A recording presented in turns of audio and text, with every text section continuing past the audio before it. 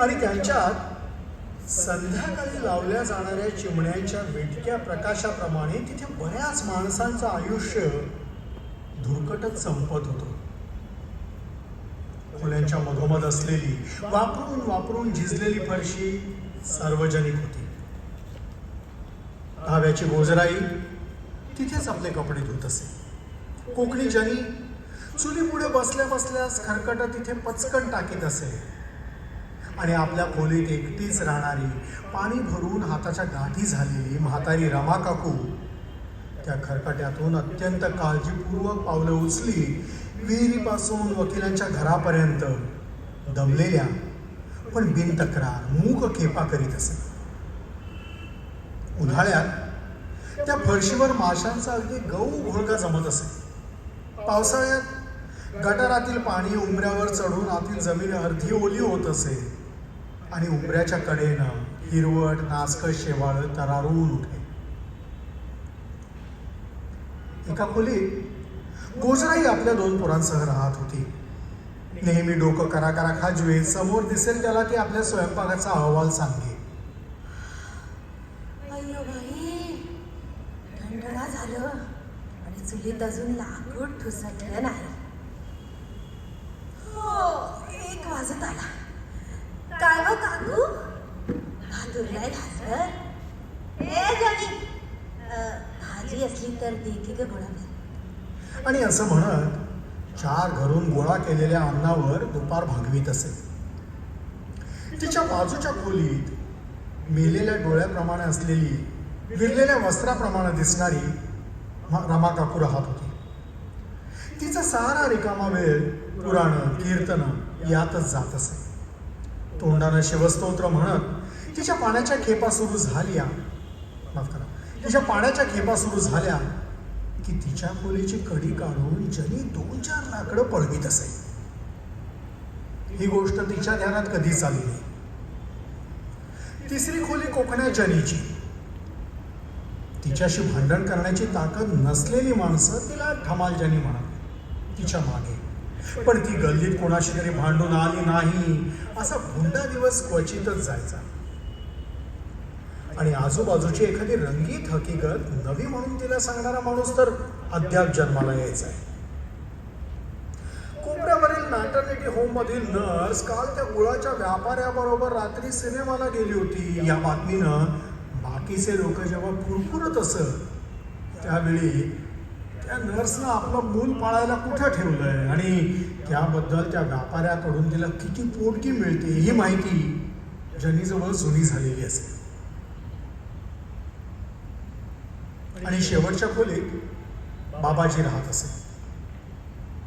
त्या खोलीच्या बाजूला उकिरड्याजवळ थोडीशी मोकळी जागा होती. तिथे त्याने 2-4 वाशांवर जाईचा एक वेल चढवला होता. दररोज त्यावर 10-12 फुलं उमलत.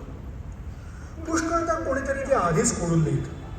राहिलीच 2-4 फुलं तर तो ती तशीच राहू देत असे. त्या बाजूला एक जुनी घडवणची टाकली होती. त्यावर बसलं की मधून मधून त्यांचा नाजूक गंध येत असे.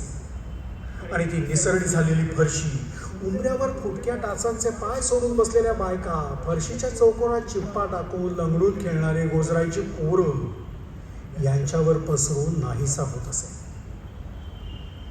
बाबाजी काल परवापर्यंत पोस्टात पॅकर होता, पण त्याने एक बॅग कुठं टाकली कुणास ठाऊक, पण त्यामुळे त्याला घरी बसावं लागलं होतं. खाकी विजार आणि मळकट शर्ट याखेरीज आधीच त्यानं कधी जास्त कपडे घातले नव्हते. आता तो नुसतीच विजार अडकवून काडीनं दात कोरीत विमानस्थपणे समोर पाहत त्या घडवणचीवर पडून असे.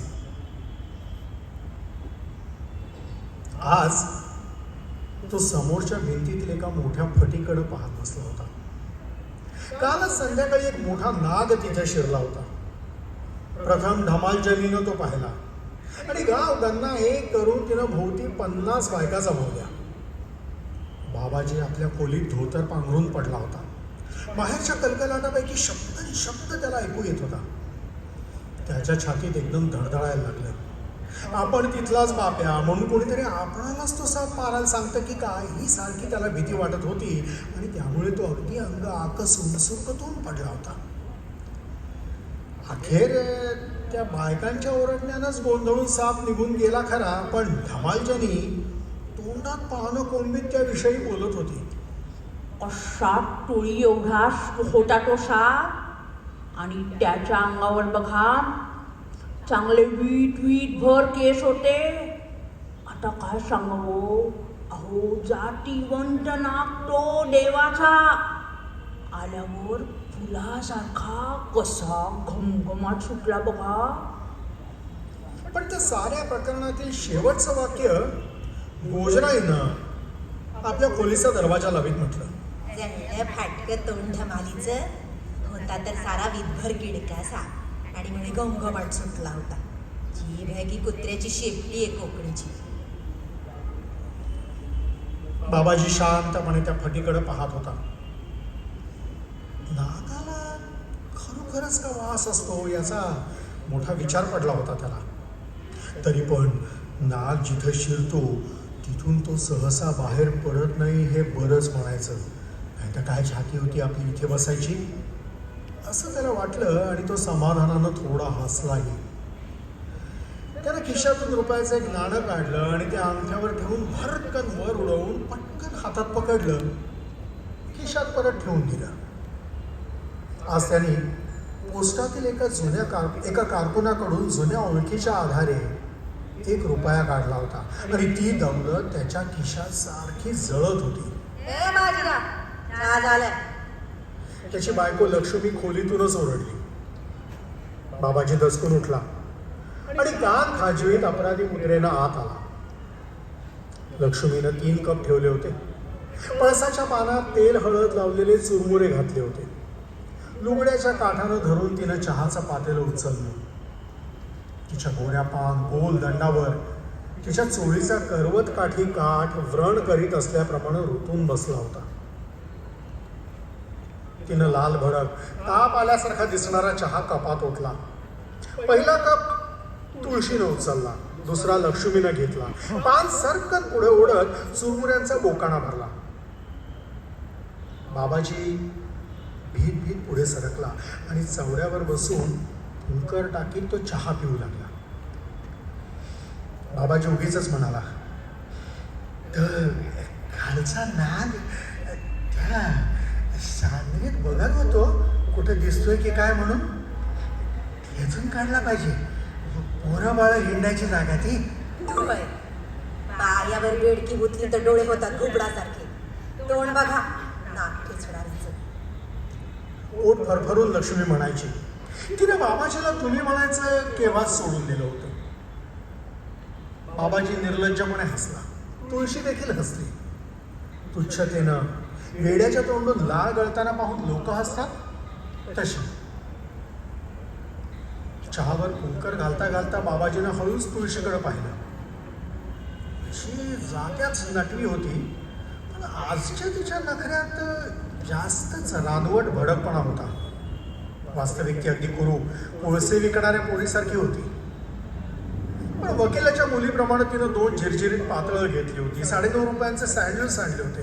पण आज इतका वेळ शृंगार करूनही तिच्या कानामागे पावडरचे डाग होते आणि तिने कसला डोंगलाचा सेंट लावला होता कोणास ठाऊक. खोलीत पिकना फणस ठेवल्याप्रमाणे सारं कुंद वाटत होतं. बाहेर चाललीस व्हय? त्यानं उत्सुकतेनं विचारलं. पण आपण काही चूक तर केली नाही ना या भीतीनं लक्ष्मीकडे पाहिलं. तो अशी काही बोलली नाही. शेवटचा घोट घेऊन ती उठली. भिंतीवरील आरशात पाहून तिनं कानावरील केस चाचपून बसवले. चालली बाहेर. तुला काय करायचं? खायला काळ पिला भात. डोळी कुठं निघाली खटकाभर तर डोळ्यावर येतं सगळ्यांच्या. मढी काढली एकेकाची. बाबाजी गप्प बसला. चुरमुरे चगळीत असता गरम चहाचा घोट घेतला की बरं वाटतं हे जणू प्रथमच समजल्याप्रमाणे मूठभर चुरमुरे त्यानं तोंडात घातले, चहाच्या घोटात बुडवले. सिनेमाला व्हय? त्याचा चेंगट निर्लज्जपणा त्याला गप्प बसू देईना. बरं सिनेमाला, पण मी म्हणते त्या तुझ्या बाचं काय जातं? हा, तुझ्या बाचं रे काय जाते? माझा बा गेला मसनात, त्याचं काय जाणार आता? बाबाजी म्हणाला, चिडून संतापून नव्हे, मेलेल्या सपाट आवाजात. आपण काहीही म्हटलं तरी इथं कोणी कुत्रं देखील विचारत नाही हे त्याला माहीत होतं. सिनेमाला जाऊ दे नाही तर तमाशात जाऊ दे, माझ्या काकाचं काही जात नाही. नाही, मी म्हणते तुझ्या बाचं काय झालं? चार घरची धुणी भांडी करून हात झाले म्हशीच्या कातड्यासारखे. असं असं तोंडातून रक्त पडते म्हणून मिळतो तुला गिळ्याला शेणाचा मुळा. सिनेमाला जाते होते. त्यांच्या बोलण्याचा आवाज जनीपर्यंत पोहोचला. त्या 4 फुलांच्या आयुष्यात खासगी काही नाही. गोजराईच्या घरी लसणीची फोडणी झाली इथपासून तुळशीने नवी चड्डी घेतली इथपर्यंत सारं त्या निसरड्या फरशीप्रमाणे पूर्णपणे सार्वजनिक होतं. आता मात्र काहीतरी दणदणीत भांडण होणार या उत्सुकतेनं जनी हातातील तांदळाचं सूप घाईघाईने तसंच खाली आदळून बाहेर आली. लक्ष्मीच्या खोलीत डोकावली. काय लक्ष्मीबाई, चहा झाला वाटतं? भोळेपणानं तिने विचारलं आणि आत बोलावण्याची वाट न पाहता ती उंबऱ्याजवळ पटकल घालून बसली. चहा झाला की आमच्या नशिबाच्या नावानं ओरडत होते. झालं करायचं काय? अगं लग्नात सांगितलं मला यानं, टोकपत्री लुगड्याला गाठ मारायला बाई ठेवीन मी तुझ्यासाठी. सकाळ दुपार चहा बरोबर बटर बिस्किटांची लाज होतो तुझ्या पुण्यात. आणि आता 4 घरची भांडी घासल्याखेरीज पोट जळत नाही. बघ बघ माझे हात बघ कसे झालेत ते तरी. ती एकदम उठून जनी पुढे आली आणि तिनं आपले हात तिच्या पुढे केले. जनीनं ते हात अशाच तऱ्हेनं 50 वेळा पाहिले होते. तर हो काय, आता बोलायचं तरी काय आणि करायचं तरी काय? नाही नाही, तू माझे हात बघ तरी एकदा. आपले हात बळेच जनीच्या हातावर ठेवीत लक्ष्मी म्हणाली, तुझ्यासारखा भांडी घासणं हा काय माझा धंदा आहे काय? तू सांग. माझा बाप सरकारी बेलीफ होता. हे बोकांडी बसलं. हा जेवायची खायची वेळ झाली की असा नेमका हजर अमावास्येच्या भूताप्रमाणे. आपल्या नशीबच फुटकं म्हणायचं बाई. बाबाजीकडे पाहत जनी म्हणाली, एवढ्यानं तरी तो चिडून पेटतो की काय हे तिला पाहायचं होतं. पण बाबाजी मुकाट्यानं उठला. हळूच खिशात हात घालून रुपयाचं नाणं आहे की नाही ते पाहिलं आणि तो बाहेर फरशीवर आला. यो असलाच गणाप्पा. पुटपुटत जनी उठली, हिरमुसून खोलीकडे परतली. बाबाजीचं मन आज फार अस्वस्थ होतं. घडवंचीवर बसला असता जाईचा वास आला की ताणलेल्या तारेला स्पर्श करावा त्याप्रमाणे त्याचं सारं अंग एकदम थरथरत होतं. कुठेतरी विलक्षण वेदना जागी होत होती, भासत होती. त्याचं मन सारखं भरकटत होतं. अंगठ्यावर भरकन उडणाऱ्या रुपयात त्या मळकट घुसमटणाऱ्या जीवनातून क्षणभर तरी बाहेर पडण्याचा मार्ग होता. क्षणाचं धुंद सुख, स्वतःच्या निलाजऱ्या मुरदाड आयुष्याचा तात्पुरता शेवट. लक्ष्मीच्या गोऱ्या दंडावर वेतानं 2 निळसर वळ उठवावे, एखाद्या पिकल्या पेरूत दात रुतवावे, त्याप्रमाणे तिचं दाताने दंश करावा असं त्याला वाटलं. हे जर लक्ष्मीला समजलं तर ती आपल्या चिन्ह्याच करून सोडील अशी भीती वाटून त्यानं बावरून इकडं तिकडं पाहिलं. पण तो लगेच बेफिकीरपणे हसला.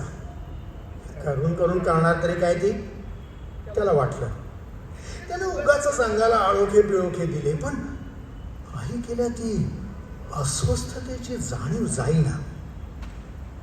एखादा साप स्वस्थ पडून असल्यानंतर डोकं अर्धवट वर करून इकडं तिकडं पाहू लागावा, त्याप्रमाणे त्याच्यात काहीतरी जागं होत होतं.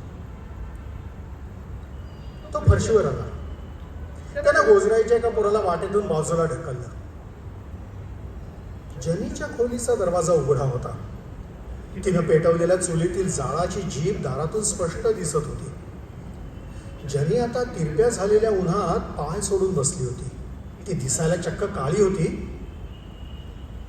पण तिच्या शरीराला शिसव्या आकृतीप्रमाणे घुटी गोलाई होती. त्या बांधीसून कोटऱ्या पाहून बाबाजीला धाकल्यासारखं झालं. आणि ओठ किंचित निलग करून तो तिच्याकडं बोकड हावरेपणानं पाहू लागला. जनीचं त्याच्याकडे लक्ष नव्हतं आणि असतं तरी बाबाजी सारखी जुनेरी तर राहूच दे, पण गल्लीतल्या कोणत्याही मिशाळ सोडबाप्यापुढं तिनं आपला पदर सावरला नसता. खरं म्हणजे नऊवारी लुगडं नेसून इतकं अंग उघडं टाकू शकणारी दुसरी बाई अख्ख्या गावात मिळाली नसती. दाढी खाजवीन बाबाजी गडवंचीवर येऊन बसला. आज जाईवर नेहमीपेक्षा जास्त मुलं होती, पण त्यांच्यातील प्रसन्न शालीनता आज कुठच्या कुठं गेली होती. सारी फुलं एकदम जिंकल्याप्रमाणे तो वास धुंद फसफसणारा तर्र करणारा झाला होता.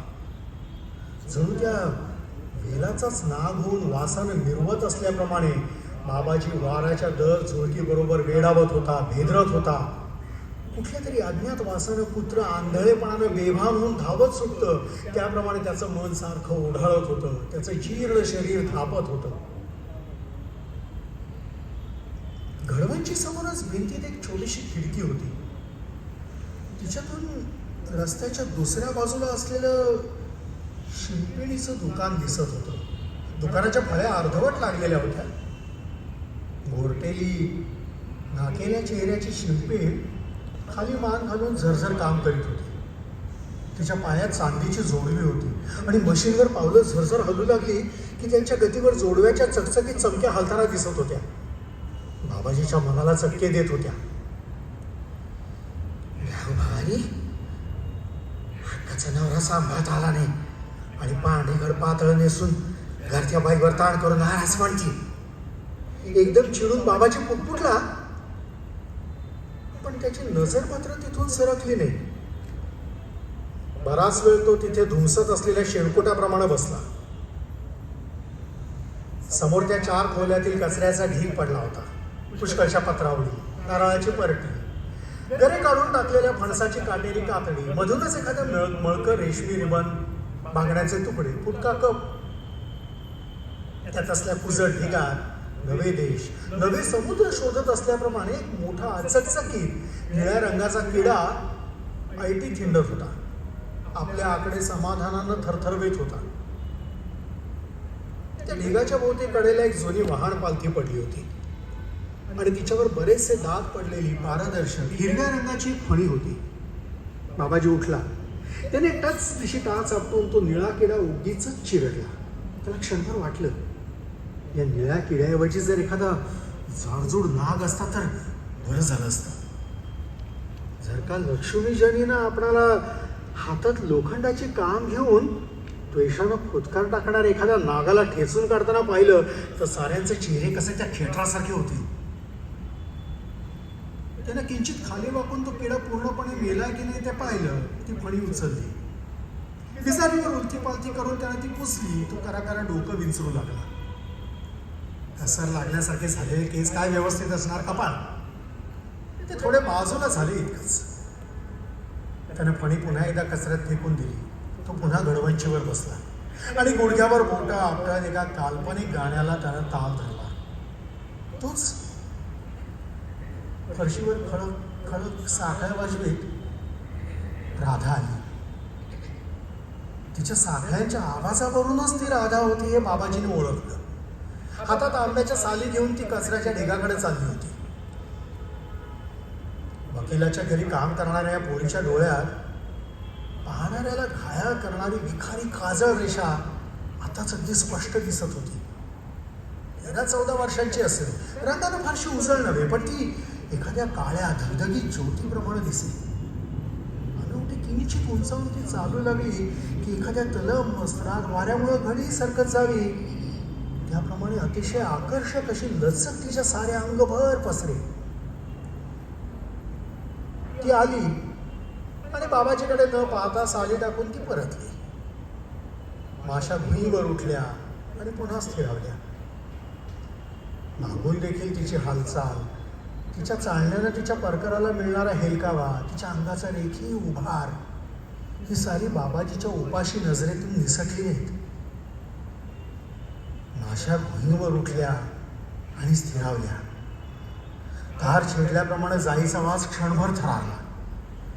इतका वेळ धुमसत असलेलं बाबाजीचं मन ठिणगी पेटल्याप्रमाणे पेटलं.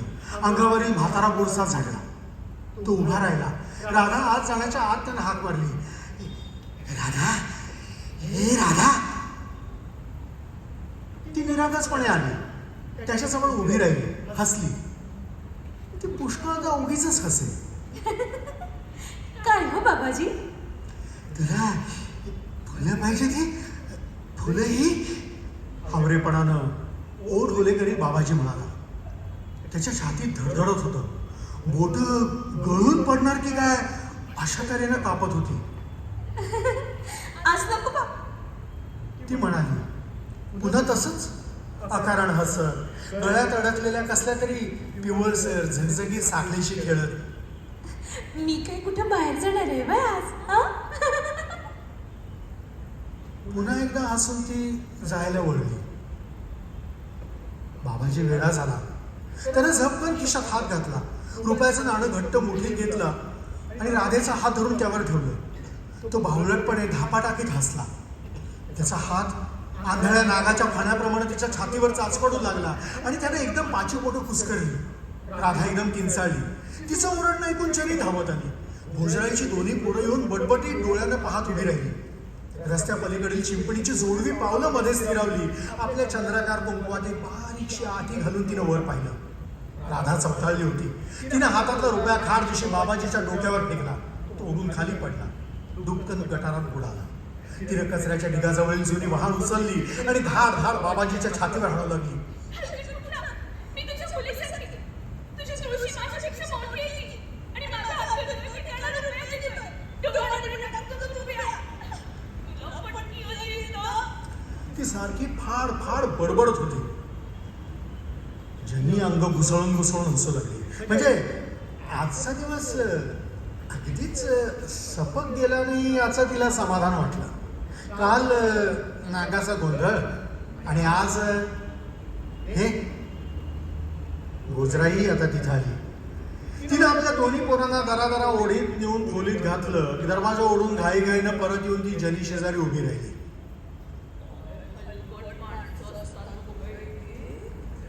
जनी सोज्वळपणे सांगू लागली. वास्तविक तिच्या अंगावर प्रकाश झोड टाकला असता तर आडवी लावायला देखील तिच्याजवळ अब्रूची चिंधी नव्हती. पण आताचा प्रकार पाहून कोणालाही स्पष्ट दिसले असते असे शहारे तिच्या अंगावर आले आणि आपल्याला काय वाटतं ते ती हातवारे करून गोजराईला सांगू लागली. बाबाजी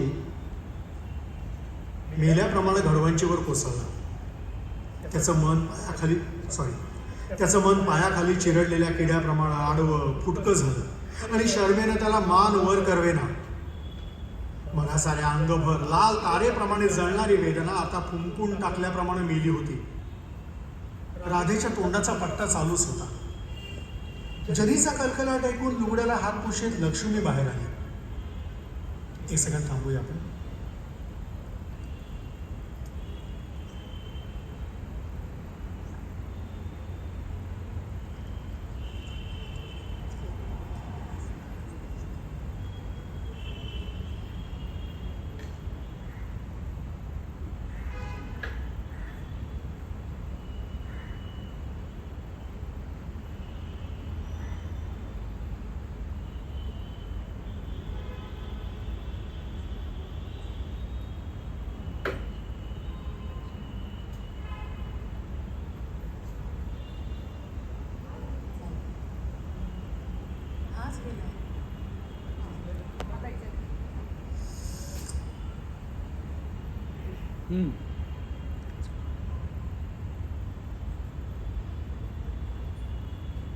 माझा आवाज ऐकू येतोय असाच?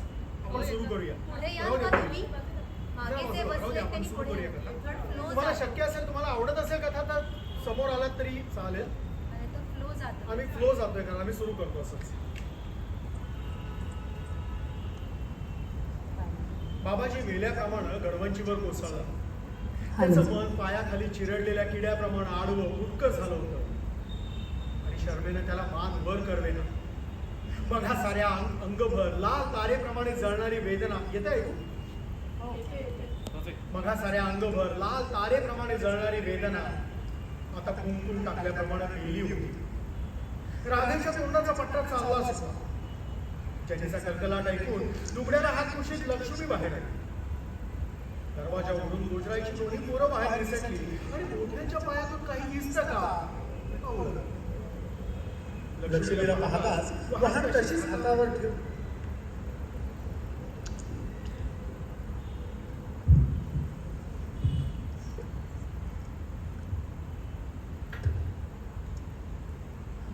माफ करा. लक्ष्मीला पाहताच वहान तशीच हातात ठेवून राधेनं पुन्हा नवा आरडाओरडा सुरू केला. हलकट, माझ्या बापाचं वय याचं, दाढी विकली आता पिठासारखी आणि मला रुपया देतोय. निलाजरा रेडा कुठला? काहीतरी बोलण्याची संधी मिळताच गोजराईचं एक पोर पुढे आलं आणि त्यांनी तत्परतेनं गटाराकडे बोट दाखवलं. रुपया तो पडलाय ना बघा गटारात तिथं. लक्ष्मीच्या ध्यानात सारा प्रकार आला आणि शर्मेनं ती कळवंडली. तिनं बाबाजीचा हात धरून हिसकावला, त्याला उभं केलं. जा पण जा आता कधी कुत्र्यासारखं. मान खाली घालून दुबळ्या खांद्याने बाबाजी खोलीकडे आला. आत जाऊन त्यानं दरवाजा ढकलला. लक्ष्मी राधेकडे वळली आणि बोट ताटवून तिनं काढखान राधेच्या मुस्कटात दिली. हात नाचवीत ती म्हणाली, माहितीये जागा सुटली.